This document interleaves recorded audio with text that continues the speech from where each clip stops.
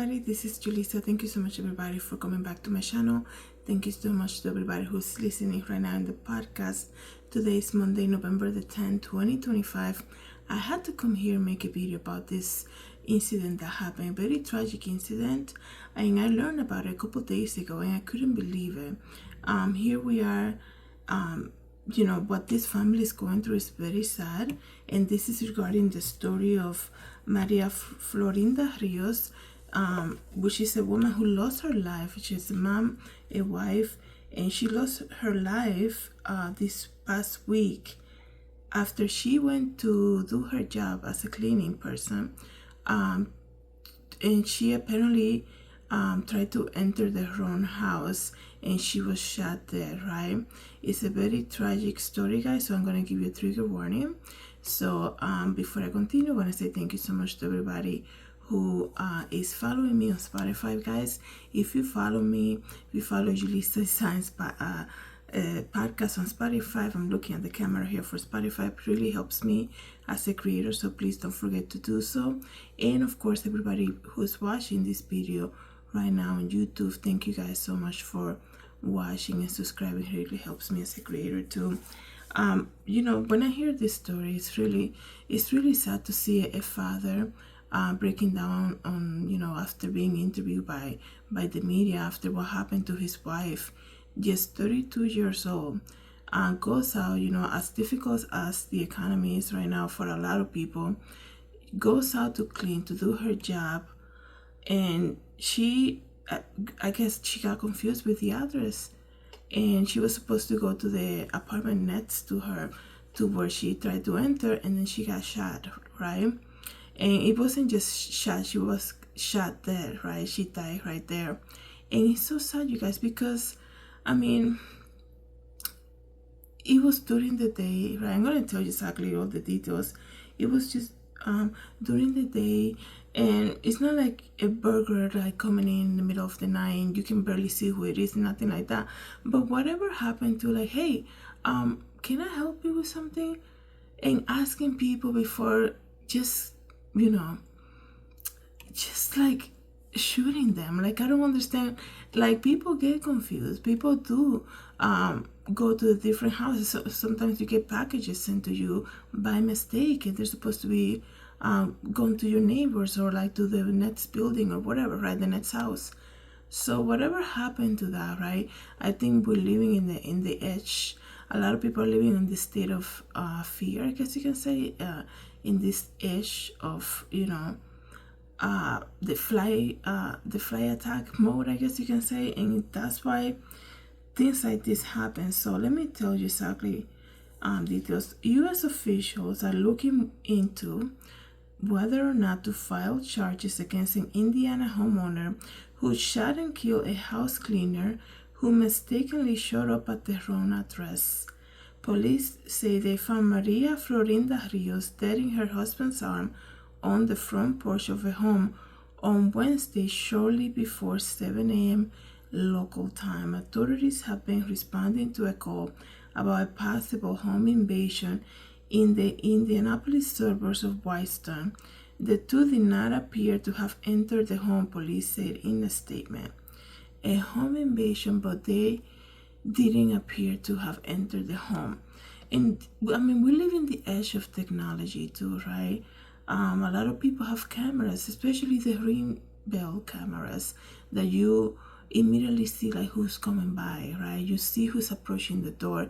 And like a home invasion, like they were not even inside the house. And like I said, I'm assuming they had a ring door camera, because if they were armed, the homeowner, like, you would assume if they're so concerned to the point of being armed, right, you would think they also have surveillance cameras, right? And I believe those alert you immediately when somebody's approaching. So authorities has been responding to a call, like I told you guys, about a possible home invasion. They formally submitted the case to the Boone County Prosecutor's Office for a review to determine whether criminal charges will be brought into this case. So what do you guys think about criminal charges in this case. I know there's gonna be a whole side of people who are gonna say, he felt like somebody was trying to break in his house and he did the right thing. And then other people are gonna, go with what I just said about whatever happened, to say, oh wait, you're at the wrong house, or who you're looking for, can I help you, things like this. It's just, you hear somebody at the door. Like I said, I haven't read yet if they have cameras, and you immediately take action to the point you take an extreme action like that. It's like, were there something happening before that these people were like already in fear mode, in very alertfulness or something like this? Police have not identified the people in the home who fired the shot, saying in a statement of this past Friday that it is a complex, delicate and involving case, and it will be both inappropriate and potentially dangerous to disclose that information. They urge patients, warning of a concerning spread of misinformation online about the case. And I totally understand that. I think they have to be so cautious these days. I mean, you have to be so cautious about this is why there's so much defamation lawsuits now, because yesterday I was watching this TikToker talk about how she was asked to leave from a cafe. I think if you guys know what things are trending right now, you probably know what I'm referring to, because the owner of the cafe thought that she was going in there with the Dunkin' Donuts coffee cup, and it's like, it's a small business and she's coming here trying to make a video holding her Dunkin' Donuts cup. And just a quick interaction that this TikToker had with this business owner went viral, and now she's receiving so many bad reviews on Google, so many threats so quickly. People just quickly pick a side and immediately take action on that.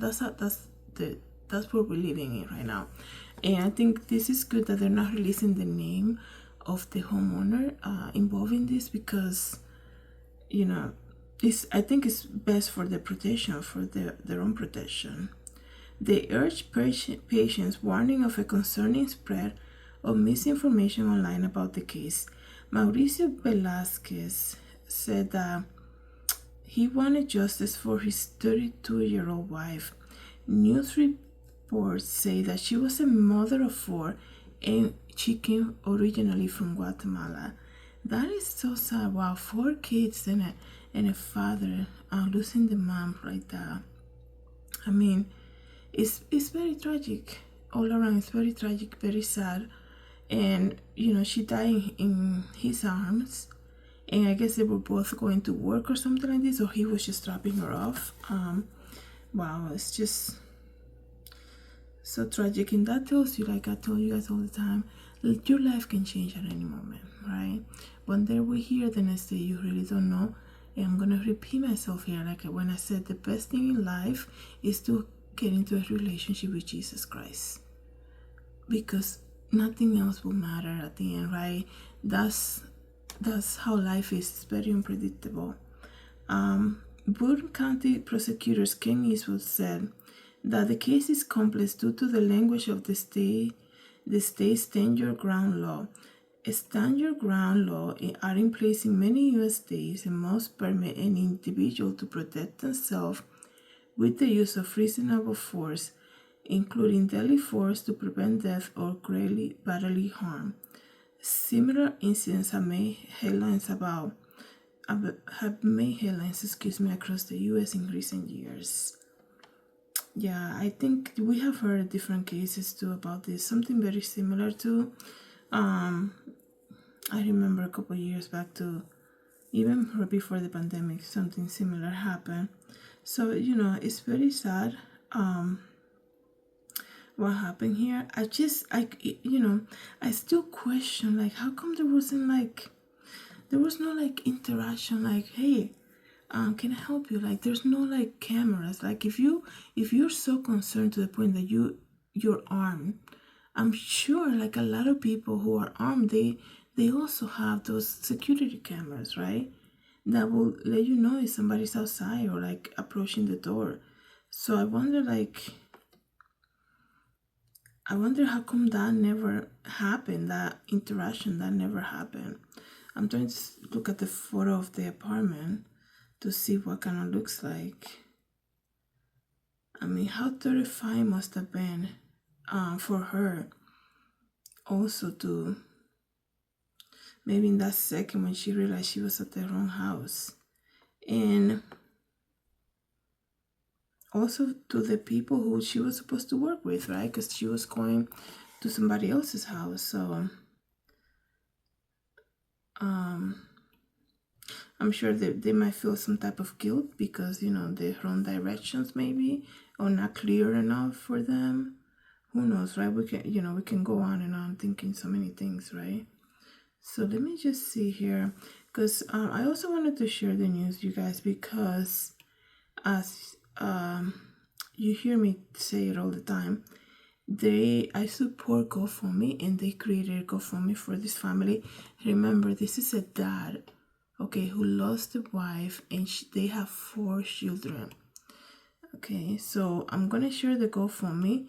If you're led to help them out, you can click on the link here, or you can also pray for them right now, that they find the peace that they need in Jesus Christ. And the children age is from 1 year to 17 years old. 1 to 17 years old. So much help is I'm sure is needed, especially at this moment. So I'm gonna share the link. Thank you guys so much for coming back to the channel. Thank you so much for listening in the podcast over here. And please share the link. Also, you can share in your social media. You can share the GoFundMe link if you're led to help the family out. And like I said, if you cannot help by giving money, you can also pray for them. Thank you guys so much. Have a good day. God bless.